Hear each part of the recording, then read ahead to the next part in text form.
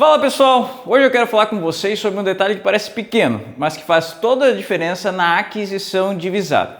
E eu estou falando do ângulo da empunhadura e do backstrap. Vejam aqui, nós temos dois exemplares, um da Imbel 1911 e outro da XDM Elite OSP Tactical. E isso mudou muito a questão da visada. E não era só a Red Dot. Então, se você quer entender o porquê que isso influencia na aquisição de visada, continue acompanhando. Sou Diego da Silva, do Treino a Seco. Vamos lá, como que eu percebi a diferença disso? Simplesmente eu estava treinando sempre com a 1911, conseguia fazer a aquisição de visada de maneira bastante tranquila, e quando esse ano eu troquei para XDM OSP Tactical, a minha visada ia sempre para cima. Então, não é só uma questão de percepção, é questão de geometria mesmo. Fui pesquisar e elas têm coisas distintas entre elas. Uma pequena diferença de ângulo da empunhadura, mas também o que muda bastante é a questão do backstrap, tá? Então, muita gente troca de arma e sente que a visada já não está chegando da mesma maneira, mas não sabe bem explicar o motivo. A resposta mais comum é, essa arma aponta diferente, só que isso é superficial. O que realmente muda entre uma e outra? Esse ângulo da empunhadura e como que funciona o backstrap na sua mão. Você pode reparar que aqui no backstrap, eu vou talvez fazer um corte aqui no backstrap da XDM, talvez até para compensar isso, ela já dá uma engordadinha. Então ela já rotaciona o teu pulso um pouquinho para baixo para ver essa compensação. Porque se você fizer ela conforme a plataforma 11, o seu ponto de mira vai lá para cima. Então você precisa rotacionar um pouquinho o pulso para o punho, para ele fazer esse pequeno ajuste, tá? E como que a gente mede esse ângulo?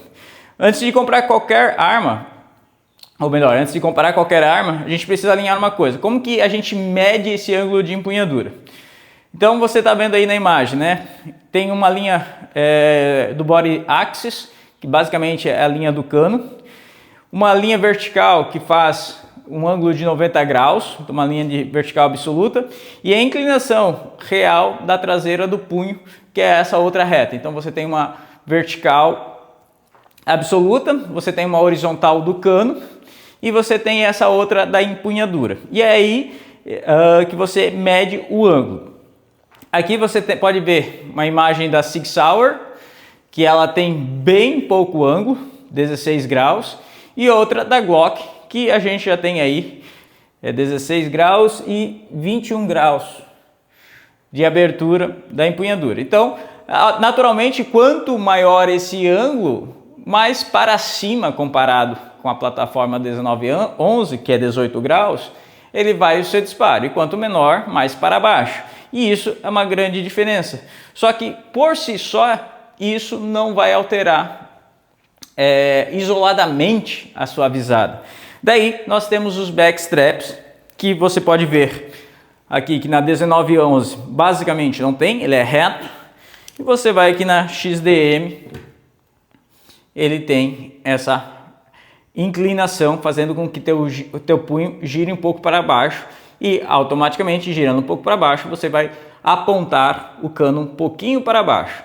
Então, se você forçar a sua empunhadura como a da 1911, o seu tiro vai para cima. Agora, se você fazer a curvatura do backstrap, você acaba fazendo esse ajuste. Então, isso eu quis trazer para vocês, porque muitas vezes a gente acha, pô, é só a mira diferente, mas por que ela é diferente? Então tudo influencia.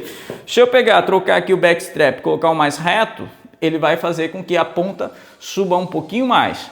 Se eu colocar ele um mais gordinho, ele vai acabar tendendo um pouquinho para baixo, porque ele vai rotacionar, fazer um mini ângulo aqui no meu punho para apontar para baixo, tá? Então, galera, foi exatamente isso que eu senti no treino. Eu tinha a mesma técnica, a mesma velocidade, mesmo foco na visada, só que o alinhamento chegava diferente no meu alvo.